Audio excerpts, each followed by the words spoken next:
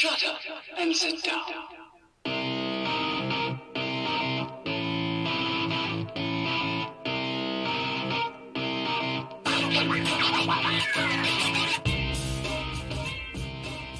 Good evening and welcome to another huge-ass broadcasting presentation of Bottom Split Theater. I'm your host tonight, Michael Derby. With me, Alex Albert. Shut up and sit How you down. doing? Oh, sorry, the music started again. And Thomas Ellison is also with us. I apologize. Good Music. evening, everybody. How are we doing tonight? I'm doing great. So excited to be here. Another episode of Bottom Split Theatre, this time on the roadside. It's MX5's at Lime Rock. It's a classic combination, and I couldn't be more excited. So we've been sitting here watching qualifying. Who do you guys have your eyes on tonight? Well, Alex, I'm looking at Dominguez Araujo here, the car number 8. He's qualified in 8th position on the grid, but I have some high hopes for this character. He's Iberian, he has a ping of 200, and anyone who's staying up until 4 a.m., in his native land has got to be on the ball. So he's my pick for a good race. I think that's a sport pick. How about you, Derby? Who are you looking at? I got my eye on the number 1 car tonight of Cody Ghost, the California kid. I think he's gonna make some moves this evening. Well, I think you're right, and yeah, you might be hedging your bets there, choosing the 1 car a little bit. But for myself, I'm going to go with the driver coming out of the Midwest, Mr. David Cox, starting in 3rd position. I think the 7 car, one of my favorites, with David Cox 7, it's perfect setup. Starting 3rd, that's who I'm going with, Mr. Cox. I like it. So cars are gradually taking the grid here. I think we're waiting for 2 more joiners, and then we can get underway. Your pole sitter, Pasquale Bruno. 2nd place is Jay Steffi, and 3rd place is David Cox, the man who Alex is tipping for the win. Just the tip there. Then we have Charles Calder, Cody Ghost, and Peter Schutz, followed by George Agnes and Tom's buddy Dominguez.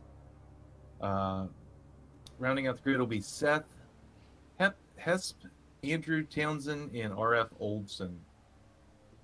Yeah, we got Townsend and Olsen not having set a qualifying lap, but they're fairly highly ranked cars. We might see some overtaking moves from the back here. Looks like everyone's taking the grid now. Lights are on. And we're away. Good start there from the pole sitter Bruno. We carry the speed here into turn 1. We're looking for someone to make an early move.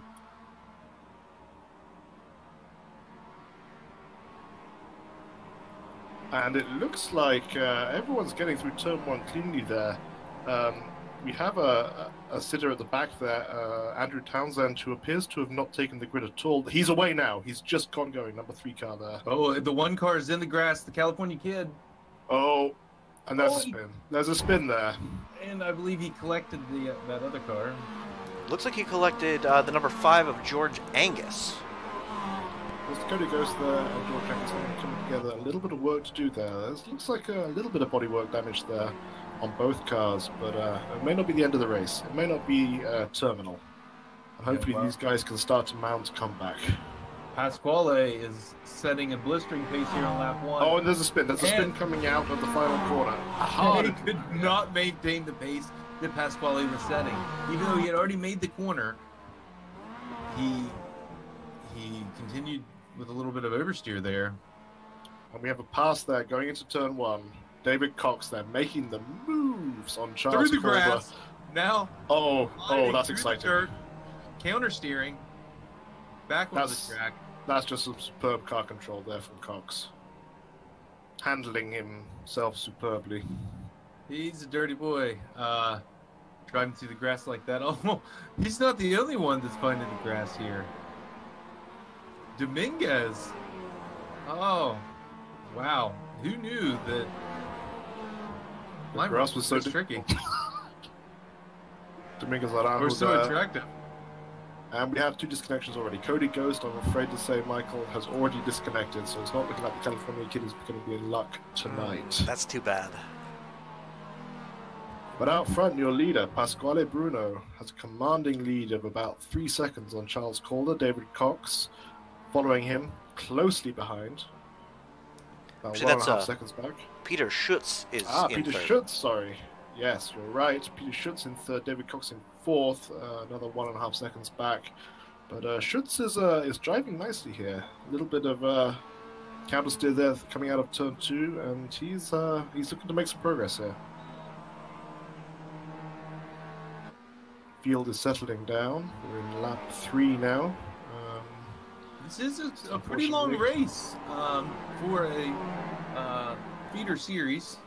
Yeah, 20 laps, nothing to be sniffed at here. Average lap time of about a minute, so we're looking at 20-minute race time here. This is not inconsiderable.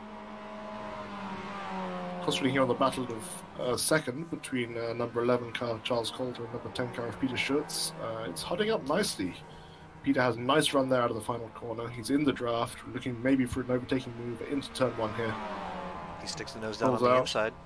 Looks like he's going to be able to pull it off. Can Very nice with Peter able to stick it in there.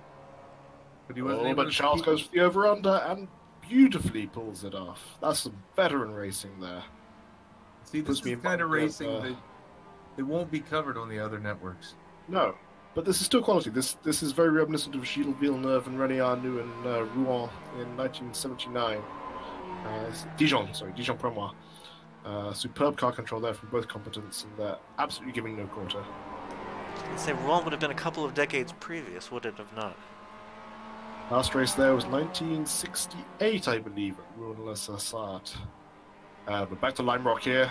We have Calder and Schutz still going at it, separated by just a tenth of a second through the final corner here. Schutz is hanging on. He's got a good run there. He's in the draft. I'm sure you'll have a look. You don't paint racing stripes in your car and ride in line. So he's going to try the same move as last time, see if he can pull it off. Oh no, he's not as close this time. I think he was a little bit once bitten, twice shy there. We have a spinner. That's the leader. That's the leader. Pasquale. Car number 6. Can we get a replay of that? But he's gone. But he's away. So yeah, if you guys want to take a look, I'll let everyone know he is safe. Just catch that twice. It looks like he just went a little bit wide into turn 1, caught the dirt, and looped it around. I think he has the pace. Ooh.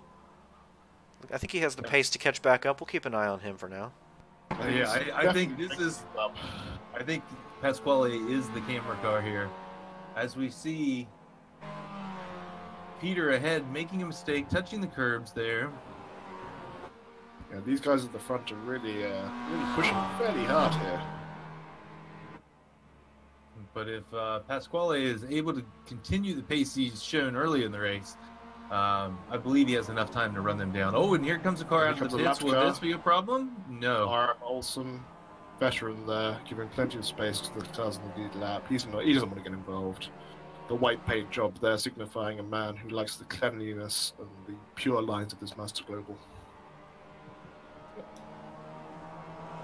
And so he wrecked his last car and had to buy a new one. Charles and Peter are both, we know, are both veterans, but as we can see, Pasquale is still a rookie. He's a newcomer on the circuit, but he is quick. How do the old guys feel when the new guys come along and sniffing around and maybe turning laps just a little bit quicker? I'm sure they can enjoy it, especially when he picks up a second a lap on these guys. I'm sure they're not enjoying it. Yeah, the two guys in front here will be feeling the pressure. Maybe they'll be encouraged not to maybe battle as hard as they were now that they have a third car catching them quickly from the rear. Yeah, I think if I was Peter here, I would just ride and bide my time until Pasquale came, and then see if I could ride his coattails past. Yeah, it's maybe not worth battling too hard with a car that you know has about a second of that pace on it. It can really actually be a losing battle there. Yeah, especially if the faster car eventually gets tired of playing the game. Right, you don't want to be in that firing line. And in this series, that occasionally happens. This is shaping up to be an excellent race, though, here. Coming to the end of lap 7. Our leader, Charles Calder, car number 11 from Peter Schutz, car number 10, and Pasquale Bruno, after that earlier spin, now really pushing, running wide there on the exit of the final corner to try and make up the time on the leading duo. And that was another half a second there he made up on the leader. This guy is he's pushing hard, maybe with a little bit of the red mist after the earlier spin. It does look like he's lost about a second a lap in pace since his first few laps, but he's still making hay here. Car number 11, our leader there, Charles Calder, carrying a little bit of aero damage on the nose. It looks like he maybe made contact with the car in the opening laps. I don't know if that's hindering him down the straights at all. We saw Peter Schutz able to pull out fairly easily on him in the last couple of laps. So something to be aware of when these three get to battling for real. Yeah, and I think that we're getting, it's almost that time. Oh, as we see one of the cars run wide, Peter runs a little wide. Now it's coming back That's going to compromise his line through the final corner there. Maybe not able to carry as much speed as he would like. I think Pasquale here is going to have he might have a go here. Oh, I don't think Pasquale is going to waste any time. He's quite a way back, but I don't think this guy needs a second invitation. Oh, and he runs wide there. He might just be trying the old Jeff Tyler trick. Move around in the mirrors and just wear them out. Cause them to make the mistake. Veteran move there from Jeff Tyler, as we know and love him in the RAL. Oh, and it seems to be working here. Peter is getting a little bit ragged. He missed the apex there very well, and I think this is giving Pasquale a chance to get alongside. No, Peter covers him off with a block, let's be honest. And this is enabling Charles here to make a little bit of a break. Yeah, I'm surprised to see Peter running so far offline. I mean, this guy is going to give no quarter. This is an important race for him and for the series. Well, all points matter, and if you start giving them up early in the season, you can't get them back later. It looks like they both compromised their lines there, didn't they? They did. I think we're seeing a little bit of nerves creeping into both of these guys' races at the moment. Peter running a very defensive line, even though Pasquale is half a second behind him coming down the main straight. I'm not necessarily sure if that was the correct decision. I saw the 11 cars crew cheering as all the cars came by. They seem to be there's a pass. Forward. Oh, he's put his nose down the inside. This is tight. This is great racing here. Too wide through the complex. And Pasquale pulls it off into second. That was a nice move there around the outside. Wow. But in that 2 to 3 lap time period, I think there was only 2 laps. It allowed the leader to get away 6 seconds. Yeah, 2 laps, and Charles has already made his escape down the road. Now we're going to see, I think, Pasquale really try and put the hammer down to see if he can close the gap on Charles Calder here on number 11 car. Remember, still dealing with a little bit of aero damage. I don't know how much that's compromising his lap times. Ooh, Pasquale with a little hot through the final corner. Running to the ragged edge here. This is great to see. 2 drivers on the top of their game, but look at this! Oh. I think Peter is not done here.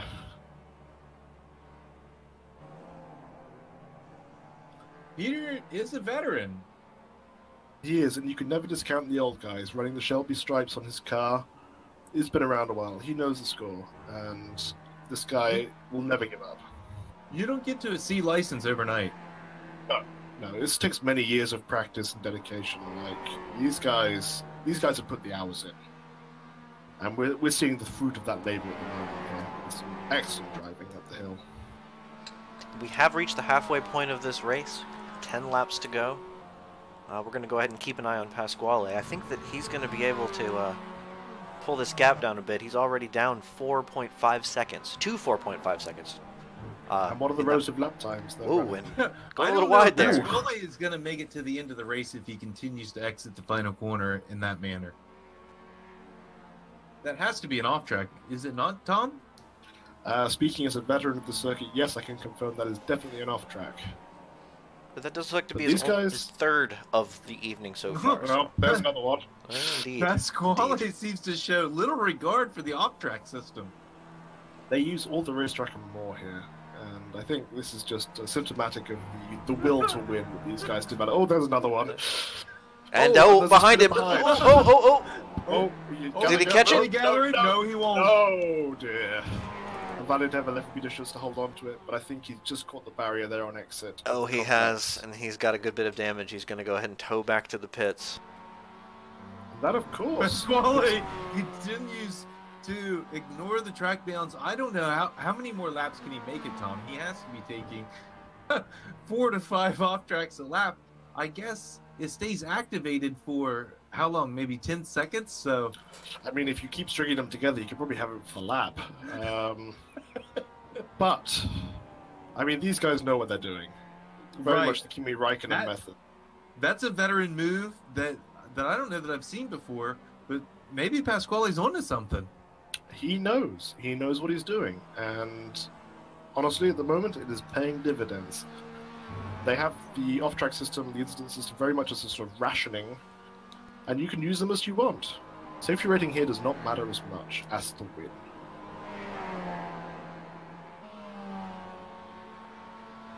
And how are the relative lap times there, Michael? It looks like Pasquale is about a second faster than Charles. He's pulled that gap down to 2.3 seconds right now. We'll check it across the start-finish line here in a moment. It will likely be less, maybe a bit more. Can he keep it straight? Woo! It'll be a bit more after that, I think. It will indeed, it will. 3.5 seconds. That was a bold line there as to the final corner. But he kept it together remarkably smoothly and still maintained some forward momentum there. He still gained a tenth of a second on Charles, even after that adventure. So this guy is really on the ragged edge. Pasquale keeps his foot in it. You can give him that. Bravery he does not lack. Further back, after that poor incident for Peter Schutz, we had David Cox back into third after the lap 1 trauma that he experienced, with Domingos Araujo in fourth, only about 3.5 seconds behind him. These guys have been having a steady but uneventful race after the early laps, and who knows, with the leaders still to battle, maybe they could pick up some points here. I'm checking out the number 2 of Jay Steffi back in 5th position. He's been cruising along pretty steady. He's the first car a lap down. Behind him in the number 9 is R.F. Olsen, and bringing up the rear right now is the number 10 of Peter Schutz. Peter Schutz at the moment in the pits to repair that damage from the encounter with the barrier experienced earlier. But I hope to see him tow and repair fairly quickly, and then he can get back out on track. Maybe with the fresh set of tyres. Wouldn't be a bad call with only 4 laps remaining. Meanwhile, Pasquale has brought that gap down to 2 seconds, so he's still cruising quickly. Getting spicy here, and there is lap traffic ahead here. Domingos Araujo, 4th place car there, is only about 3 seconds in front of the leader here. I wonder if he's got a part to play in this drama. I think we will. I think we all know the answer to that. So one thing, looking back there, Jay Steffi, he's the first car that's had a crash and had to pit. Or no, I'm wrong. I think that's Cox in third has had a pit stop as well, but he's still in third. So if the if either of the front 2 here have to take a pit stop, Cox is sitting on it. He's sitting hard on his position, and I think that there's still all to play for here. We have maybe 4 laps remaining, and now the leaders are right together here. Wow, this is going to be tight. The leader is right on the ragged edge, all the way to the grass. See that aero damage slightly hindering his straight line speed as they run down the hill here. I don't think it'll be so bad here. Oh, on the ragged edge through there. That's superb driving. Pasquale not waiting for the he's put him off. He's put him off. But they continue on. And Pasquale goes around the outside. Usually you see passes into turn 1 here at Lime Rock. Some say there's only 1 passing zone, but these drivers... boys are proving them wrong. We've seen some unusual and entertaining... Rather amazing. These guys are good enough that they can turn any turn into a passing zone. Passing is just a state of mind, and if you're flexible enough with your imagination, anything can be a passing zone if you try. Pasquale Bruno proving the point there. He's made the pass for he's back into first place where he was for so much of the opening of this race. But Charles is still there. He's only a second behind. He's going to be watching, and we have Dominguez Araujo, the fourth place car here, about to be lapped by Pasquale. Hopefully, he doesn't hinder the leader too much. Yeah, 3 to go this time. Oh, and he's wide. He's into the barrier. And He collects the leader. Wow. Oh, Will second place get through? He does. Pasquale tries to continue on. But I'm not sure the suspension of that car is as it was when it came out of the factory. And he's towed to the pits. That's tremendously unfortunate. Looks like Charles Calder is going to go ahead and walk away with this one. Drama from start to finish here, really. Let's not count the eggs before they hatch. David Cox now sitting in second. And there's still all to play for here. Charles Calder back into first with a damaged car, but he has a healthy lead now, about 50 seconds over David Cox in second. You might think he would lift, but it doesn't look like it. Let's go ahead and watch that replay from on board here. Did I not go? Oops, sorry. Hit the wrong button. There we go. Walk us through it, Michael. May have jumped back a bit too far. Apologies, but we're going to go ahead and watch Pasquale going through, it looks like, the second to last turn. No, I'm sorry. He's coming up through the top of the hill here. As we see... Who did he hit? Was that Peter? Dominguez. As we catch Mr. Araujo coming through the turn here, he goes wide, catches the wall. Oh, and Pasquale just has nowhere to go and slams right into him. As the now leader Charles Calder goes right on by. Pasquale has finished his tow. They completed repairs. They're changing tires.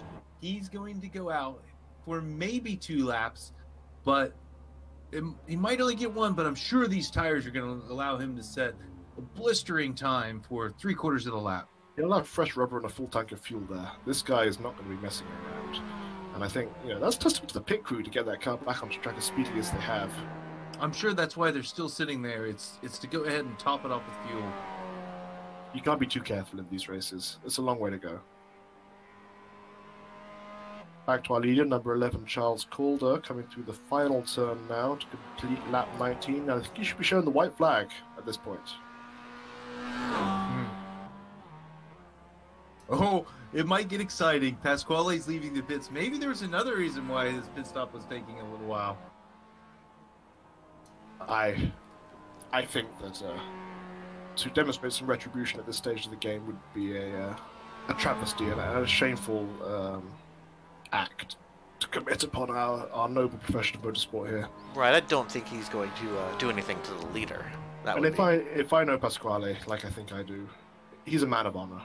He has a very deep-rooted sense of respect for the art of motorsport, and he's not one to interfere with the leader here.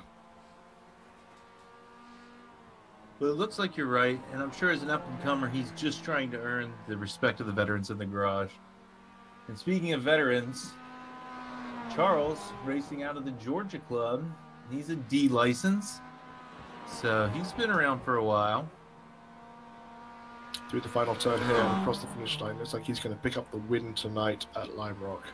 And that's an excellent drive from him. He had to contend with quite a few battles there, with George, Peter, and then Pasquale. But he's brought home the win, and I think that'll impress the watching scouts. These guys very much considered the stars of tomorrow, and it wouldn't be surprised if his phone's going to be ringing tomorrow morning. It's quite a ways back to David Cox. My pick for the race, still in the lead lap. So if he just keeps it together here, it looks like he's going to have a safe P2. It's a steady drive there from Mr. Cox. Yeah, well, steady is the name of the game when it comes to Cox. You can't be too careful. But it looks like everybody from second on down did have to go ahead and take a pit stop during this race. Our winner is the only one that didn't have to go down pit road today. But let's go ahead and go. Excuse me. And Pasquale there on the slowdown lap, maybe demonstrating some of his frustration with Dominguez Araujo there, catapulting him over the barrier and into the Connecticut scenery. I'm not sure if that might have been a little bit too early to start playing extracurricular. I think those instant points might have counted. I see Pasquale finishing on 12 instant points there, so even with another 4x, he would have hit 16. That's not enough to be disqualified. I think he actually had 8 up to that point. So that That's 4 would have excellent given work, him. then. Yeah. The 4 would have Beautifully given him. judged. Beautifully judged. Oh, it was a well aimed shot. Yes, and I think that's symptomatic of the race that we've seen here this evening. Full of drama, personal feelings coming to the fore, and an excellent result in the end. I've certainly enjoyed myself, guys. What are your takeaways from this event? I'm just sad that such a great race for the lead was ruined there when lap traffic just lost control into our leader. Yeah, hopefully they both learned something today, the lapper and the lappy. Yeah, and I'm sure that Pasquale will maybe feel differently after the stewards talk to him, but he's just a young driver. He's upset that it looked like a win was taken away from him. But there'll be other races. Well, these guys can't get their head. They can't let their heads sink. There'll be hopefully, other races. unless Nim has decided, there won't be. Well, we're all at the mercy of the great iRacing stewards. Right. Never previously wrong. Well, congratulations to Charles Calder, David Cox, and Jeff Steffi for tonight's podium. Yeah, some great drives on display there. I think that'll wrap up our broadcast of Bottle Split Theatre tonight from the Huge Ass team. It's good night from me, Tom Ellison, and from my colleagues Alex Albert. Mahalo. And Michael Darby. Good night, everyone.